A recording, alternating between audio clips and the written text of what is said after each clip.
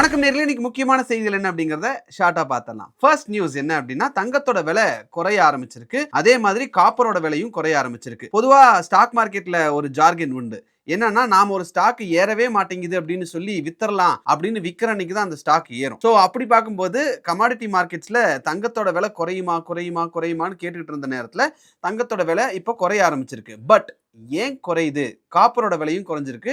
ஏன் குறையுது அப்படின்ற ஒரு கேள்வி உங்களுக்கு இருக்கலாம். அதுக்கு 2 முக்கியமான காரணம். காப்பர ஃபர்ஸ்ட் நாம எடுத்துக்கிட்டோம் அப்படின்னா, ஆல் டைம் ஹை ஆன 14,500 தொட்டுட்டு சூப்பர் சைக்கிள் ஒண்ணு ஸ்டார்ட் ஆயிருக்கு.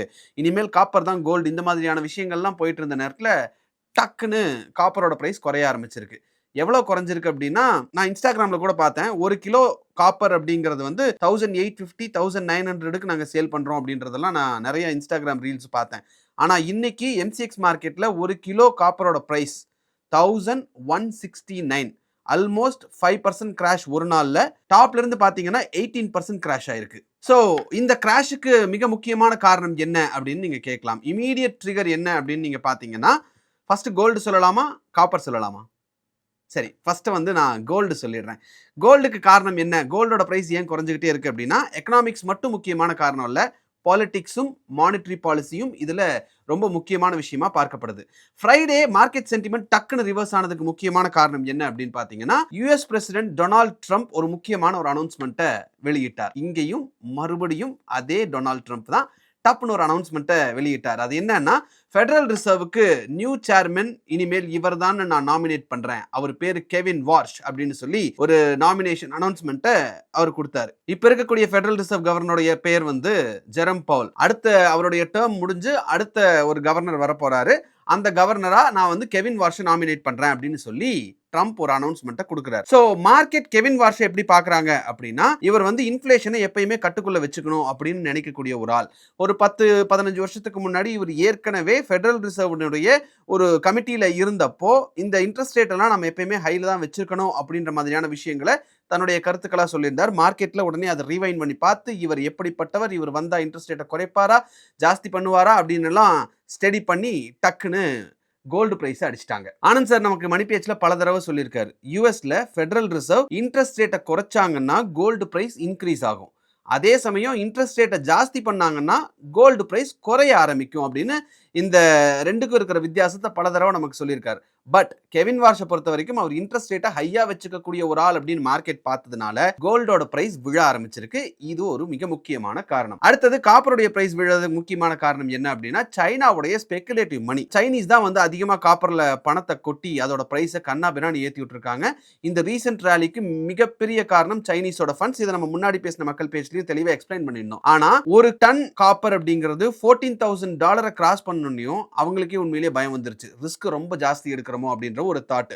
சோ ட்ரேடர்ஸ் எல்லாம் என்ன பண்ணாங்கன்னா, அவங்களுடைய எக்ஸ்போஷர் கட் பண்ணி மார்ஜின் ரிஸ்க் கட் பண்ணி டக்குன்னு வெளியே வந்துட்டாங்க. அப்படி வெளியே வந்த உடனேயும் செல் ஆஃப் அப்படிங்கிறது கண்ணாபின்னான் ஆக்சிலரேட் ஆனோடனையும் அட் அ டைம்ல எல்லாரும் செல் பண்ணும்போது ஆப்வியஸா அந்த மெட்டலுக்கான வேல்யூ அப்படிங்கிறது குறைஞ்சு காப்பரோட பிரைஸும் குறைஞ்சிருக்கு. சோ கோல்ட் அண்ட் காப்பரோட பிரைஸ் விழுந்ததுக்கு மிக முக்கியமான காரணங்கள் இதுதான். சரி, அடுத்த முக்கியமான நியூஸ் என்ன அப்படின்னா, சிகரெட் மீதான வரி அப்படிங்கிறது முன்னாடியே அறிவிக்கப்பட்ட ஒரு விஷயம். பிப்ரவரி 1ஆம் தேதி அமலுக்கு வந்தது.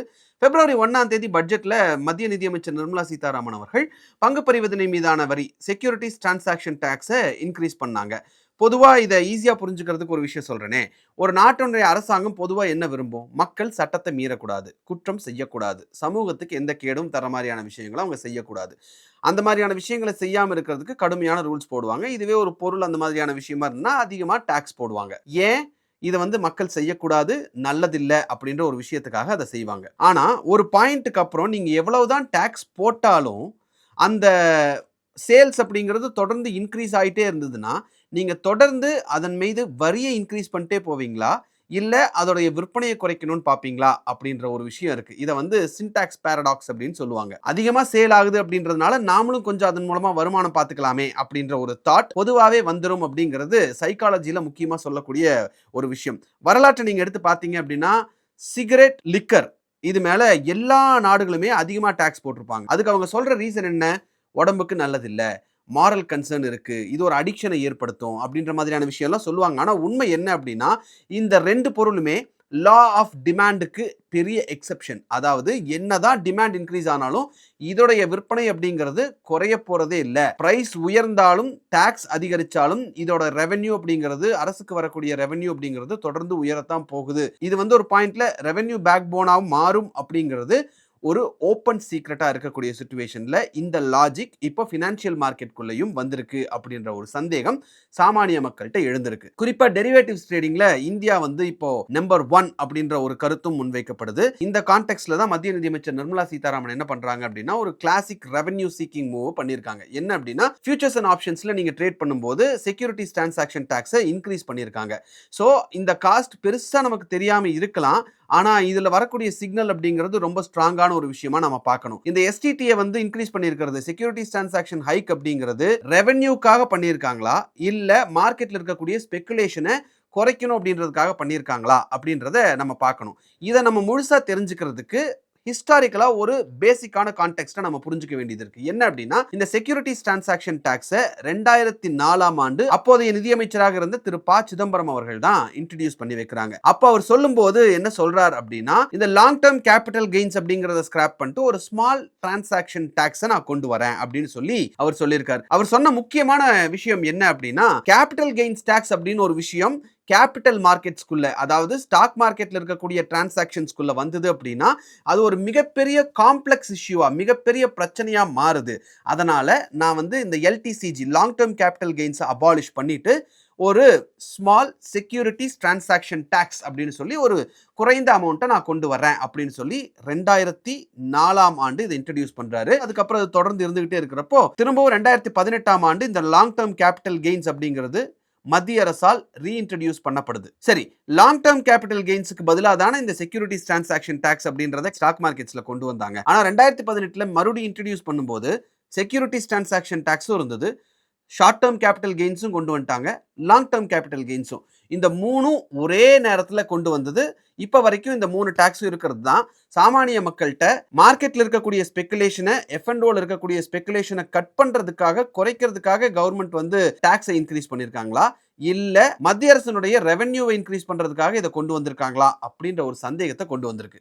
பட் நீங்க என்ன நினைக்கிறீங்க அப்படின்றத கமெண்ட் பண்ணுங்க. அடுத்த முக்கியமான நியூஸ், ஈரான் அமெரிக்கா இடையிலான பதட்டம் இப்போ ரொம்ப ஆபத்தான கட்டத்துக்கு போயிருக்கு. ஈரானுடைய உச்சபட்ச தலைவர் அயத்துல்லா அலி கொமேனி என்ன சொல்லியிருக்காரு அப்படின்னா அமெரிக்கா தாக்குதல் மட்டும் நடத்திட்டாங்க அப்படின்னா அது 2 நாட்டுக்குள்ள நடக்கக்கூடியதோ அல்லது ஒரே நாட்டுக்குள்ள நடக்கிற பிரச்சனையாவோ அது முடியாது. மிடில் ஈஸ்ட் ஃபுல்லா இது பரவி ஒரு ரீஜனல் வாரா மாறும் அப்படின்னு சொல்லி கடுமையா ஒரு எச்சரிக்கை கொடுத்திருக்காரு.